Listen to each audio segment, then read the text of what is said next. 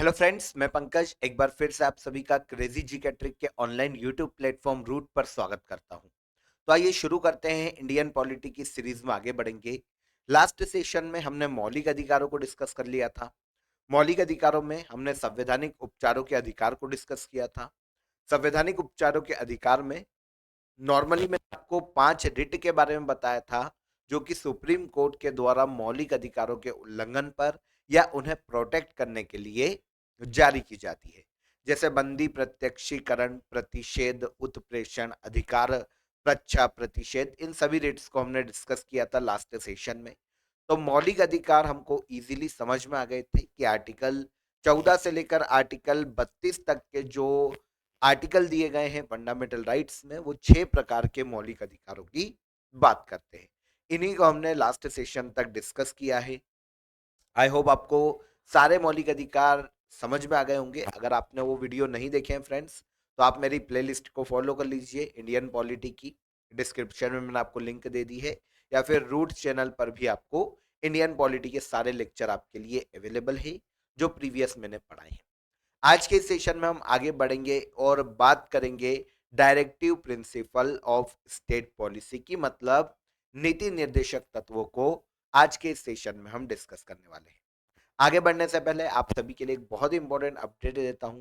देखिए, आप सभी के लिए मेरी इंडियन पॉलिटी की लाइव बैच स्टार्ट होने वाली है 5 फरवरी को। याद रखिएगा, 5 फरवरी को 2024 में आपके लिए इंडियन पॉलिटी की बैच स्टार्ट हो चुकी है। तो आप वहां पर अगर इंडियन पॉलिटी को सिविल सर्विसेज के पॉइंट ऑफ व्यू से पढ़ना चाहते हैं, जितने भी स्टेट की पीसीएस एग्जाम है, पीएससी की एग्जाम है, या फिर यूपीएससी की अगर आप एग्जाम की प्रिपरेशन कर रहे हैं, तो आप मेरा इंडियन पॉलिटी का ये बैच ज्वाइन कर सकते हैं। बहुत ही डेप्थ में पूरी इंडियन पॉलिटी को यहाँ पर मैंने पढ़ाया है। वैसे ये जो वीडियो लेक्चर आप देख रहे हैं, यहाँ पर भी मैंने आपको इंडियन पॉलिटी पढ़ाई है, लेकिन ये वन डे एग्जाम के लिए सफिशियंट है। अगर आप रिटर्न एग्जाम भी क्रैक करना चाहते हैं, जैसे मेंस वगैरह आप दे रहे हैं किसी भी पीसीएस की या फिर यूपीएससी की, तो आप मेरा ये बैच ज्वाइन कर लीजिए। यहाँ पर प्रॉपर आंसर राइटिंग क्लासेस भी आपको मिलने वाली है। 5 फरवरी से बैच शुरू हो चुकी है, तो आप यहाँ पर ज्वाइन कर सकते हैं। रूट एप्लीकेशन को प्ले स्टोर से आप डाउनलोड कर लीजिए। वहां पर आप इजीली मेरे इस बैच में इनरोल कर सकते हैं। देखिए, फीचर क्या क्या होने वाले क्लास के, तो लाइव सेशन तो आपको मिलने ही वाला है। साथ ही साथ जितनी भी क्लासेस होगी वो रिकॉर्डेड फॉर्म में भी आपके लिए अवेलेबल होगी। क्लास नोट्स आपको एप्लीकेशन में ही मिल जाएंगे, टेस्ट सीरीज आपको मिल जाएगी। इसके अलावा एक जो एडिशनल चीज आपको मेंस के लिए मिलेगी, वो है आंसर राइटिंग। पूरा फोकस हमारा इस बार आंसर राइटिंग पे होने वाला है, तो आप बैच को ज्वाइन कर सकते हैं बहुत ही नॉमिनल प्राइजेस में किसी भी सिविल सर्विसेज की एग्जाम के लिए। आइए शुरू करते हैं, और आज के सेशन में हम बात करेंगे directive principles of state policy की, मतलब राज्य के नीति निर्देशक तत्वों की। देखिए, क्या होता है कि जो संवैधानिक जो कॉन्स्टिट्यूएंट असेंबली थी हमारी, संविधान की जो सभा थी, संविधान सभा थी, जिसका गठन 1946 में हुआ था, उसने क्या किया कि मौलिक अधिकारों को डिसाइड किया कि मौलिक अधिकार क्या क्या होने चाहिए नागरिकों के, जिसके उल्लंघन पर व्यक्ति डायरेक्ट न्यायालय जा सके। तो उन्होंने भाग 3 में एक प्रावधान किया फंडामेंटल राइट्स का। लेकिन इसी संविधान में यह भी प्रावधान किया गया कि राज्य की कुछ रिस्पॉन्सिबिलिटीज होती है, कुछ दायित्व होते हैं, जो कि राज्य को फॉलो करना चाहिए, जिनका निर्वहन राज्य को करना चाहिए। यहां पर आप ये चीज को नोट कीजिए, जिस पर मैं जोर दे रहा हूं, ये राज्य की रिस्पॉन्सिबिलिटीज को निर्धारित किया गया। राज्य के कुछ कर्तव्य बनाए गए कि राज्य को इन पर ध्यान देना चाहिए। राज्य मतलब स्टेट, और स्टेट की डेफिनेशन की बात करते हैं तो मैं आपको काफी बार बता चुका हूं, हर वो बॉडी जो कि लॉ मेकिंग बॉडी है, वो स्टेट की डेफिनेशन में आ जाती है। यहां पर बात सीधी सीधी पार्लियामेंट की हो रही है, और राज्य में विधानमंडल की हो रही है। ठीक है, तो यह प्रावधान किया गया कि राज्य की भी कुछ रिस्पॉन्सिबिलिटीज होनी चाहिए, कि भाई वो नागरिकों के लिए ये पर्टिकुलर काम तो करे ही करे, ताकि एक कल्याणकारी राज्य की स्थापना की जा सके। नोट कीजिएगा, किसकी बात की गई है यहां पर? कल्याणकारी राज्य की स्थापना, राज्य की स्थापना। ठीक है, कल्याणकारी राज्य की स्थापना बात की गई। राज्य की कुछ रिस्पॉन्सिबिलिटीज निर्धारित कर दी गई कि भैया राज्य जब भी कानून बनाएगा, जब भी नियम बनाएगा, जब भी लॉ बनाएगा, तो वो इन चीजों का ध्यान रखेगा। अब यहां पर आप इस टॉपिक का नाम समझिए, यह है राज्य के नीति निर्देशक सिद्धांत या नीति निर्देशक तत्व। मीनिंग देखने जाएं, इसको ब्रॉड करो। राज्य को निर्देशित करने वाले तत्व काय के लिए निर्देशित करेंगे? कानून बनाने के लिए निर्देशित करेंगे, लॉ मेकिंग के लिए निर्देशित करेंगे। तो यहां पर राज्य को निर्देशित करने वाले तत्व ही नीति निर्देशक तत्व कहलाए। ठीक है, जब भी राज्य कोई कानून बनाएगा इन तत्वों को ध्यान में रखेगा, जो कि यहां पर हम बता रहे हैं नीति निर्देशक तत्वों में। ये कहा संविधान सभा ने। तो उन्होंने DPSP, directive principles of state policy को एड ऑन किया भारतीय संविधान के भाग 4 में, आर्टिकल 36 से लेकर आर्टिकल 51 तक के प्रावधानों। राज्य कल्याणकारी राज्य की स्थापना करेगा जहां पर सभी के लिए सामाजिक, आर्थिक और न्यायिक जो अधिकार है वो सुनिश्चित किए जा सके। सभी को सामाजिक, आर्थिक और राजनीतिक न्यायिक अधिकार दिए जा सके। समाज में समानता बनाई जा सके, जो अमीर गरीब या फिर धन का जो भी असमानता है उसकी समानता बनाई जा सके। इसी उद्देश्य से राज्य के नीति निर्देशक तत्वों को फॉलो करना राज्य का दायित्व है, ताकि इनके आधार पर कल्याणकारी राज्य की स्थापना की जा सके। किसकी? कल्याणकारी राज्य की। कल्याण होना चाहिए राज्य का, राज्य में जो जनता रह रही है उनका कल्याण होना चाहिए। यही कहलाता है कल्याणकारी राज्य की स्थापना। ठीक है, आर्टिकल 36 से लेकर 51 तक के प्रावधानों में राज्य के नीति निर्देशक तत्वों की बात की गई। यहां पर एक चीज और मैं आपको ऐड कर कि ये केवल दायित्व है, आप इसको समझिएगा। जो नीति निर्देशक तत्व हैं वो केवल दायित्व है, राज्य के लिए बाध्यकारी नहीं किए गए। सर मतलब नहीं समझ में आया कि दायित्व बाध्यकारी नहीं किए गए। तो इसको ऐसे समझिए कि अगर राज्य इनको फॉलो नहीं करता तो भी राज्य के खिलाफ व्यक्ति या नागरिक न्यायालय नहीं जा पाएगा। जिस तरह से मौलिक अधिकारों के उल्लंघन पर आप डायरेक्ट आर्टिकल 32 के तहत सुप्रीम कोर्ट चले गए थे, आर्टिकल 226 के तहत हाई कोर्ट चले गए थे, इस तरह से अगर नीति निर्देशक तत्वों का राज्य उल्लंघन करता है, मतलब अगर लागू नहीं करता या नहीं कर पाता, तो ऐसी कंडीशन में नागरिक न्यायालय नहीं जा पाएगा। मतलब नीति निर्देशक तत्व न्यायालय में बाध्य योग्य नहीं है, या फिर यूं कहा जाए वाद योग्य नहीं है। न्यायालय में आप वाद या केस लेकर नहीं जा सकते अगर राज्य नीति निर्देशक तत्वों का उल्लंघन करता है तो। समझ में आया? तो ये केवल एक दायित्व है राज्य का, जिसको नीति बनाते वक्त तो फॉलो करना चाहिए।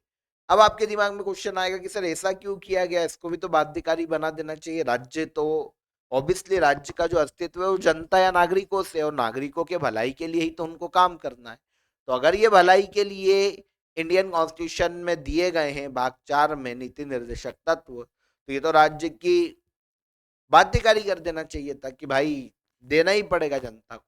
तो वो इसलिए नहीं किया गया, इसका भी आप एक चीज समझिए। जब देश आजाद हुआ था तब भारत में भूखमरी, गरीबी और काफी सारी पॉपुलेशन थी। उस वक्त ऑलमोस्ट 36 से 40 करोड़ की आबादी थी, ऑलमोस्ट 40 करोड़, क्योंकि 39 करोड़ पे आपको पता है 389 संविधान सभा की सीटों का निर्धारण किया गया था। हर 10 लाख जनसंख्या का पर एक सीट थी वो। तो अगर 10 लाख पर एक सीट थी तो 1 करोड़ पर 10 सीट हो गई, 1 करोड़ जनसंख्या पर, और 10 करोड़ जनसंख्या पर हो गई 100 सीट। और इस तरह से 389 सीट थी तो 10 करोड़ जनसंख्या पे 100 सीट, 20 करोड़ पर 200 सीट, 30 करोड़ पर 300 सीट, और 89 और हो गई तो ऑलमोस्ट 39 करोड़ हो जाता। सही है? तो यहां पर समझिए 39 करोड़ आबादी वाला, ऑलमोस्ट 39 करोड़ आबादी वाला देश था, चारों तरफ भुखमरी थी, गरीबी थी, दंगे हो ही रहे थे उस वक्त, राज्यों के पास धन नहीं था, अंग्रेज सब लूट के जा चुके थे। तो इसी कंडीशन में हर एक व्यक्ति के ऊपर नीति निर्देशक तत्व को सुनिश्चित किया जाना एक डिफिकल्ट टास्क था गवर्नमेंट के लिए या स्टेट के लिए।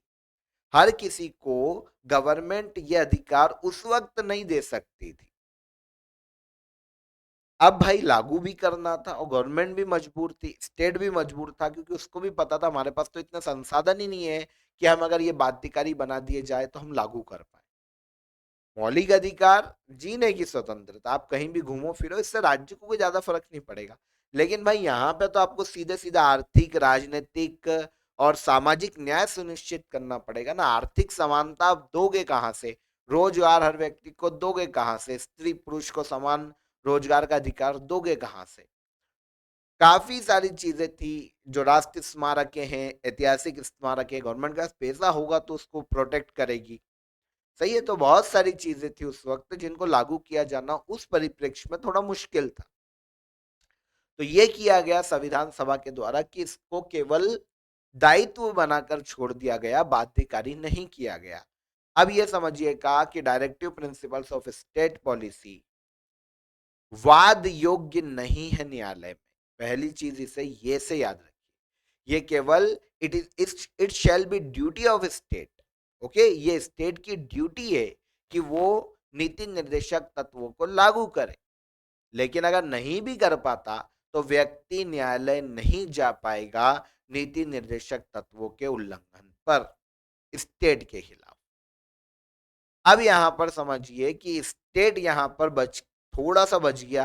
आप समझिए इस चीज को कि भाई जब बाध्यकारी नहीं किया गया तो स्टेट तो खुश, चलो यार यहाँ तो रिलीफ मिला। मौलिक अधिकारों में तो हमारी गर्दन पकड़ लेते थे लोग, नागरिक कोर्ट पहुंच जाते थे। लेकिन डीपीएसपी को अगर हम लागू नहीं करते तो हम रिलैक्स रहेंगे, अब हमारी इच्छा करना है तो करेंगे, नहीं करना है तो नहीं करेंगे। वैसे किया जाता है, इस चीज को समझिएगा। गवर्नमेंट आपके लिए ही काम करती है, आपके कल्याण के लिए काम करती है, तो लोक कल्याणकारी राज्य की स्थापना करना उनका उद्देश्य ही है। लेकिन बाय डिफॉल्ट अगर कभी नहीं किया जा सकता तो फिर उस केस में आप न्यायालय नहीं जा पाओगे। तो यहां पर स्टेट थोड़ा डिफेंसिव हो जाता है, स्टेट थोड़ा सा कुल कि भाई हम लागू नहीं भी करेंगे तो चल जाएगा। और नागरिक करे यार हम तो न्यायालय जा ही नहीं सकते। अब आप समझो, राज्य खुश, खुश कब होता है बंदा, जब पॉजिटिव होता है ना, उसके लिए वो चीज पॉजिटिव है तो वो खुश हो जाएगा। तो आप समझिएगा, अगर कभी क्वेश्चन पूछा जाता है नीति निर्देशक तत्व राज्य के लिए या स्टेट के लिए कैसे है, नकारात्मक या सकारात्मक, तो स्टेट के लिए सकारात्मक। और पूछा जाए कि नागरिकों के लिए कैसे, तो आपको समझ में आ जाएगा नागरिकों के लिए नीति निर्देशक तत्व, अरे यार हम तो जा ही नहीं पा रहे न्यायालय अगर गवर्नमेंट लागू नहीं कर रही तो अरे यार निकल गया, तो हमारे लिए ये हो गया नकारात्मक, मतलब नेगेटिव। जैसे समझिएगा, कभी भी क्वेश्चन ऐसा भी आ सकता है कि नीति निर्देशक तत्व राज्य के लिए कैसे हैं, तो ये सकारात्मक है राज्य के लिए और नागरिकों के लिए नकारात्मक है, नेगेटिव। अब कभी क्वेश्चन ऐसा आता है कि भाई नीति निर्देशक तत्व और मौलिक अधिकारों के बीच में अंतर बताइए कि अंतर क्या है। तो बहुत छोटी छोटी चीजें अगर आपने लाइनों पे भी ध्यान दिया होता मेरी, तो आप इजीली बता देते। कई मेंस लिखने के लिए आ सकता है ऐसा। मौलिक अधिकार समझिएगा कि अधिकार देते हैं नागरिकों को, किसके खिलाफ, स्टेट के खिलाफ।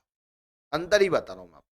मौलिक अधिकार नागरिकों को स्टेट के खिलाफ या इंडिविजुअली संस्थान के खिलाफ भी अधिकार देते हैं, लेकिन नीति निर्देशकता तो नागरिकों को स्टेट के खिलाफ अधिकार नहीं देते।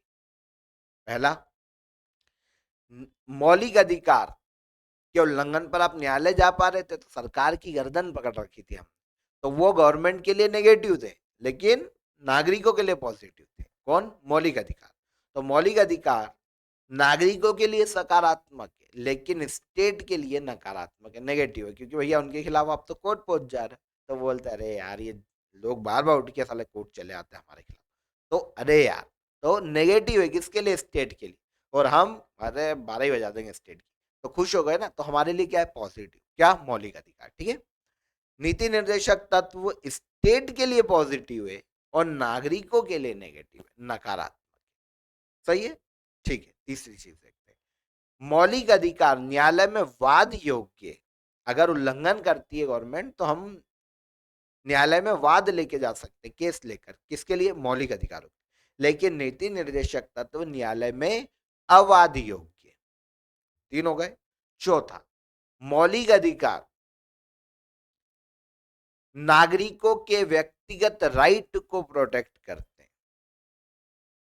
ठीक है, व्यक्तिगत मतलब पर्सनल जो अधिकार है उनको प्रोटेक्ट करते हैं, जबकि नीति निर्देशक तत्व लोक कल्याणकारी राज्य की स्थापना की वकालत करते हैं। यहां पर जो मौलिक अधिकारों से हर व्यक्ति का इंडिविजुअली स्वार्थ जुड़ा हुआ है, लेकिन जो नीति निर्देशक तत्व वो समूह के डेवलपमेंट की बात करते हैं, पूरे राज्य के डेवलपमेंट की बात करते हैं, लोक कल्याणकारी राज्य की स्थापना करने की बात करते हैं। सही है।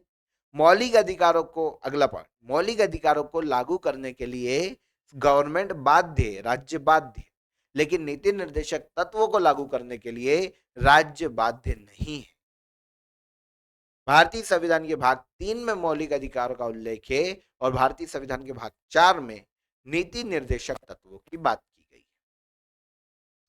इजीली समझ में आ गई क्या डिफरेंस है? यहीं पर मैंने आपको मेंस का एक पर्टिकुलर आंसर बता दिया, आंसर राइटिंग के लिए है ना। कभी मौलिक अधिकार और नीति निर्देशक तत्वों में डिफरेंस पूछा जाता तो इसको आपको ऐसे भी याद रखना पड़ेगा। समझ में आ गया? तो भारतीय संविधान, तो नीति निर्देशक तत्वों का बेसिक जो कॉन्सेप्ट है वो यहां पर आपको क्लियर हो जाता है कि क्या है नीति निर्देशक तत्व। सही है, कैसे काम करते। अब आप समझिएगा कि नीति निर्देशक तत्व जो है ना, वो गवर्नमेंट के लिए लॉ बनाते वक्त ध्यान में रखना है कि भैया हम इनको लागू करने में अपना पूरा प्रयास करेंगे। अब हमको एक एक आर्टिकल देखना पड़ेगा कि भाई आर्टिकल में क्या लागू करने की बात की गई। सही है। तो पहली चीज तो ये कि नीति निर्देशक तत्वों का उल्लेख भारतीय संविधान में कहाँ किया गया? तो भारतीय संविधान में भाग 4 नीति निर्देशक तत्वों की बात करता है, directive principles of state policy. इसके अंतर्गत आर्टिकल 36 से लेकर आर्टिकल 51 तक के प्रावधानों का वर्णन किया गया है। आर्टिकल 36 से लेकर आर्टिकल 51 तक के जो अनुच्छेद है वो भाग 4 में नीति निर्देशक सिद्धांतों में वर्णित है। DPSP, directive principles of state policy या नीति निर्देशक तत्वों का उद्देश्य क्या है? तो लोक कल्याणकारी राज्य की स्थापना करना नीति निर्देशक तत्वों का मुख्य उद्देश्य है। क्लियर? सबसे पहले यहां पर मैं आपको 2 आर्टिकल बताऊंगा जो कि नीति निर्देशक तत्वों में उल्लेखित है, आर्टिकल 36 और आर्टिकल 37। सबसे पहले तो हमको ये 2 आर्टिकल पता होना चाहिए, फिर हम आगे के आर्टिकल देखेंगे। नीति निर्देशक तत्वों में आर्टिकल 36 क्या कहता है? तो नीति निर्देशक तत्वों का आर्टिकल 36 जो है, कौन सा? आर्टिकल 36। हो सकता है आज मैं आपको 2 ही आर्टिकल बताऊं, आर्टिकल 36 और आर्टिकल 37। आर्टिकल 36 स्टेट को डिफाइन करता है, स्टेट की परिभाषा की बात करता है। किसकी? स्टेट की। भाई जिस स्टेट की बात की गई है कि स्टेट का दायित्व है कि वो डीपीएसपी को लागू करेगा और नागरिक नीति निर्देशक तत्वों के उल्लंघन पर न्यायालय नहीं जा सकता स्टेट के खिलाफ। अवाद योग्य, क्या है ये? अवाद योग्य। पहली चीज तो हम ये लेते हैं, क्या है ये? अवाद योग्य। ठीक है, directive principles of state policy न्यायालय में अवाद योग्य। समझे? ठीक है। आर्टिकल आप समझिए, डीपीएसपी जब मैंने आपको पढ़ाया तो मैंने आपको क्या बताया कि नागरिक, DPSP directive principles of state policy या राज्य के नीति निर्देशक तत्व राज्य का दायित्व है कि वो लागू करेंगे। लेकिन अगर राज्य, सुनना ध्यान से, राज्य का दायित्व है कि वो लागू करेंगे, लेकिन अगर राज्य उन्हें लागू नहीं करता तो नागरिक राज्य के खिलाफ, स्टेट के खिलाफ न्यायालय नहीं जा सकता। तो यहां पर जो बार बार राज्य की बात हो रही है, स्टेट की बात हो रही है, एक्चुअल में वो स्टेट कौन है, इसके बारे में बताया गया है आर्टिकल 36 में। तो स्टेट की परिभाषा बताई गई है भारतीय संविधान के आर्टिकल 36। अब स्टेट कौन है इस आर्टिकल के तहत, तो मैं आपको बार बार बता चुका हूं, ये मैंने आपको मौलिक अधिकारों में भी आर्टिकल 12 में ये चीज बताई थी, स्टेट को डिफाइन किया था।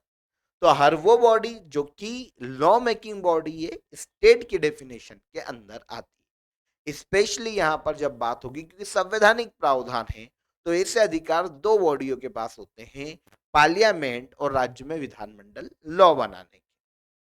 सही है ना, केंद्र में पार्लियामेंट लॉ बनाती है और राज्य में विधानमंडल लॉ बनाती है।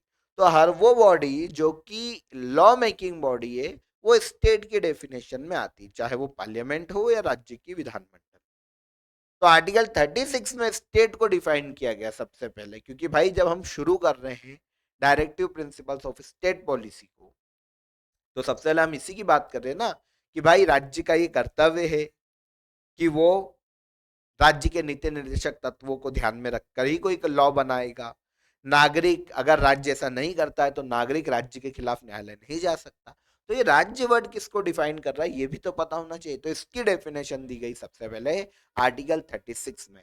तो स्टेट को डिफाइन किया गया है directive principles of state policy के फर्स्ट आर्टिकल में, मतलब आर्टिकल 36। क्लियर। इसके बाद आता है आर्टिकल 37। आर्टिकल 37 क्या कहता है, तो अगर कभी क्वेश्चन हमसे ऐसा पूछा जाता कि कौन सा आर्टिकल ये प्रावधान करता है कि नीति निर्देशक तत्वों के उल्लंघन पर व्यक्ति न्यायालय नहीं जा पाएगा, तो ये आर्टिकल है आर्टिकल 37। क्या कहता है, आर्टिकल 37 कहता है कि अगर राज्य नीति निर्देशक तत्वों को लागू नहीं करता, तो ये किसी कोर्ट के द्वारा बाध्यकारी नहीं बनाया गया है। It shall not be enforceable by any court, ये आर्टिकल 37 कहता है। It is a duty of state, article 37 बोलता है it is a duty of state, कि भाई वो नीति निर्देशक तत्वों को, इन प्रिंसिपल्स को ध्यान में रखकर ही अपनी नीतियां बनाएगा, इनके अकॉर्डिंग अपनी नीतियां बनाएगा। लेकिन अगर ऐसा नहीं होता है तो it shall not be enforceable by any court, व्यक्ति न्यायालय नहीं जा पाएगा राज्य के खिलाफ नीति निर्देशक तत्वों को न लागू करने की कंडीशन में। पर फिर भी मतलब दबाव देके बोला गया है कि ये दायित्व है राज्य का कि वो नीति निर्देशक तत्वों को लागू करेगा, दायित्व। पर अगर नहीं करता है तो व्यक्ति न्यायालय नहीं जा सकता। यह कहता है कौन, आर्टिकल 37। ओके। आर्टिकल 38 से लेकर आर्टिकल 51 तक जो भी प्रावधान हम पढ़ेंगे, उसमें यह बताया गया है कि भैया क्या क्या नियम ध्यान में रखना है, क्या क्या काम करना है राज्य को नीति निर्देशक तत्वों के तहत। यह बताया गया है आर्टिकल 38 से आर्टिकल 51 तक। आर्टिकल 36 और 37 में केवल डेफिनेशन दी है, मतलब डेफिनेशन मतलब बताया गया है छोटी छोटी कैजुअली चीजों। 36 में डिफाइन किया गया स्टेट को, और 37 में बताया गया कि भाई डीपीएसपी को अगर लागू नहीं भी किया जा पा रहा है तो व्यक्ति या नागरिक न्यायालय नहीं जा पाएगा, क्योंकि नीति निर्देशक तत्व न्यायालय के द्वारा इन्फोर्सेबल नहीं है, ये अवाद योग्य है। ये आर्टिकल 37 प्रावधान करता है। नीति निर्देशक तत्वों का उद्देश्य क्या है, तो कल्याणकारी राज्य की स्थापना करना नीति निर्देशक तत्वों का मुख्य उद्देश्य है। ओके। तो यहां पर आज के सेशन में मैंने आपको नीति निर्देशक तत्वों के बेसिक्स बताए हैं। ऐसी हर चीज मैंने आपको डिस्क्राइब करी जो कि एग्जाम में वन लाइनर में भी पूछी जा सकती है, ऑब्जेक्टिव में भी पूछी जा सकती है, और मैंने आपको एक रिटर्न जो आंसर राइटिंग है उसका भी एक आंसर बताया कि मौलिक अधिकार और directive principles of state policy में क्या डिफरेंस है। इसके अलावा बेसिक चीज हमको समझ में आई कि भारतीय संविधान के भाग 4 में आर्टिकल 36 से लेकर 51 तक के प्रावधान नीति निर्देशक तत्वों की बात करते हैं। इसका उद्देश्य लोक कल्याणकारी राज्य की स्थापना करना है। यह न्यायालय में अवाद योग्य, ये हमको पता चला। और इसके अलावा राज्य जब भी कोई नियम बनाएगा इन तत्वों को ध्यान में करेगा, रखेगा, क्योंकि ये नीति को निर्देशित करने वाले तत्व हैं। इसके तहत दो आर्टिकल आज के सेशन में मैंने आपको बताया, आर्टिकल 36 और आर्टिकल 37। इसमें आर्टिकल 36 स्टेट की परिभाषा देता है और आर्टिकल 37 क्या कहता है कि भाई कोई भी व्यक्ति नीति निर्देशक तत्वों के उल्लंघन पर स्टेट के खिलाफ न्यायालय नहीं जा सकता, क्योंकि ये अवाद योग्य, पर यह राज्य का दायित्व है कि वो नीति निर्देशक तत्वों को लागू करने के लिए काम करेगा, इसके अकॉर्डिंग अपनी नीति बनाएगा। तो बेसिक चीजें आज के सेशन में बता दी है मैंने आपको। आर्टिकल हम नेक्स्ट सेशन से कंटिन्यू करेंगे 38 से 51 तक, और फिर हम उससे रिलेटेड जो एमसीक्यूज एग्जाम में पूछे जा सकते हैं उनको भी नेक्स्ट सेशन में कवर करेंगे। ओके, आई होप आपका आज का ये सेशन आपको बहुत ही पसंद आया होगा। छोटी छोटी कैजुअल सी चीजें आपने directive principles of state policy में समझी होगी। अगर वीडियो अच्छा लगा हो तो वीडियो को लाइक और शेयर कर दीजिए, चैनल को सब्सक्राइब कर लीजिए, और भूलिएगा मत 5 फरवरी से मेरा बैच आने वाला है, लाइव बैच आपके लिए रूट एप्लीकेशन पर आपके लिए अवेलेबल होगा। तो प्ले स्टोर से आप रूट एप्लीकेशन को डाउनलोड कर लीजिए। फिर मुलाकात करेंगे नेक्स्ट वीडियो में, तब तक अपना ख्याल रखिए। जय हिंद, जय भारत।